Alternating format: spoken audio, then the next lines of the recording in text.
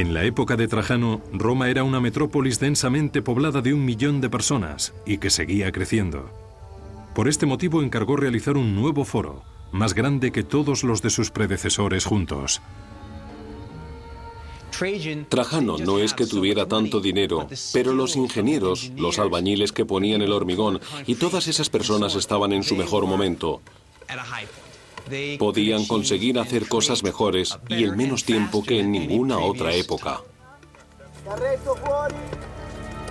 El hombre al que encargaron el diseño del foro de Trajano era otro extranjero, Apolodoro de Damasco.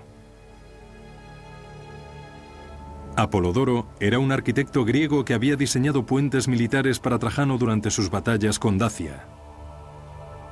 Durante aquella guerra había demostrado ser un genio de la arquitectura. Ahora Apolodoro se enfrentaba a un nuevo reto: la falta de espacio donde ubicar las grandes ideas de Trajano.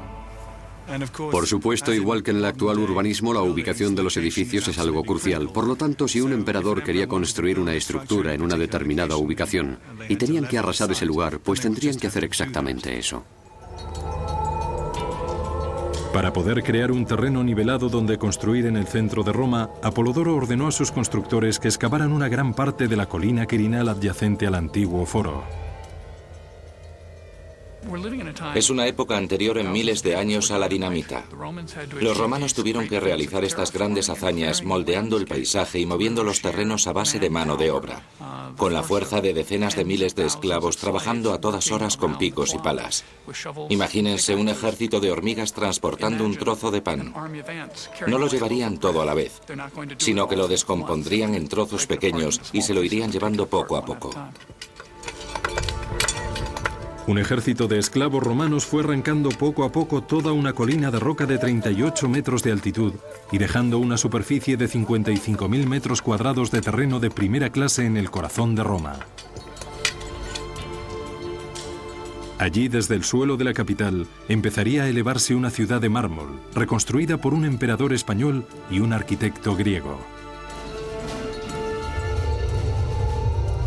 El producto final se vería en el año 112. El foro de Trajano fue una magnífica red de mármol de bibliotecas griegas y latinas, estatuas colosales, una enorme piazza central y una basílica de 2 plantas donde se hacían las leyes y procesaban las demandas.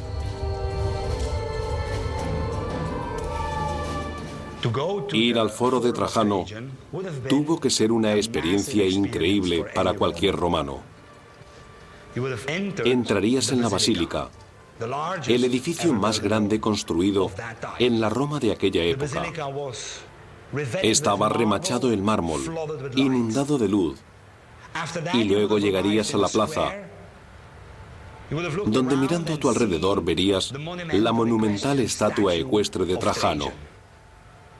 Debió haber sido una experiencia asombrosa.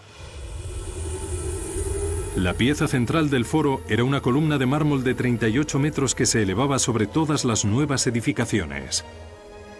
Esta columna aún sigue hoy en pie. Tiene un relieve esculpido en espiral alrededor de toda su superficie que cuenta la historia de la invasión de Trajano a Dacia. Trajano aparece continuamente en ella, siempre involucrado en todos los aspectos de la campaña, desde su planificación inicial hasta la conquista final.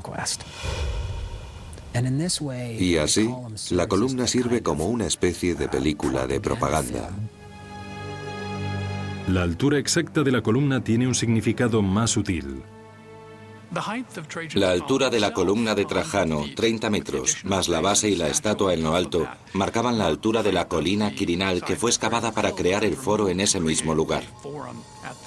Por lo tanto, se convierte en una referencia no solamente de las batallas de Trajano, sino también de las batallas de Apolodoro para mover la tierra y crear este espacio urbano monumental. El foro de Trajano se mantuvo en pie durante 700 años, pero la mayor parte de él quedó reducido a escombros por un terremoto en el siglo IX. Pero ha sobrevivido una sección que no deja lugar a dudas sobre su imponente escala. Un enorme complejo conocido como el Mercado de Trajano. Apolodoro apuntaló la cara del acantilado de 38 metros que había creado, colocando junto a él un centro comercial romano de 6 plantas. Con gran ingenio, a los 3 primeros niveles les dio forma de hemiciclo, una estructura semicircular con grandes corredores en curva llenos de escaparates. Los mercados sirvieron para reforzar la parte de la colina que se había excavado, y probablemente no fuera casualidad el que emplearan esa forma cóncava que aumentaría la resistencia contra la colina. De nuevo, es la forma de un arco tumbado sobre un lado lo que se usa para aguantar la presión de la colina adyacente.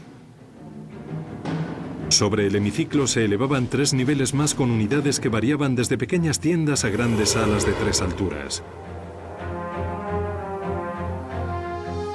El mercado de Trajano tenía más de 150 escaparates en donde se vendía desde calzado hasta arte. Estos mercados debieron vender enormes cantidades de materiales de todas las partes del mundo romano, y puede que incluso de más allá de sus fronteras.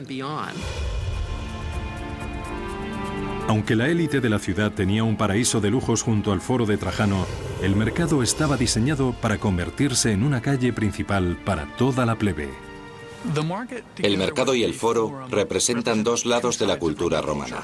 La opulencia del foro, las columnas a la entrada, los adornos dorados, representaban un centro formidable y formal para la ciudad. Y junto a esto, la construcción del mercado en ladrillo, muy común en la ciudad, estaba pensada para que los ciudadanos romanos hicieran allí su vida cotidiana.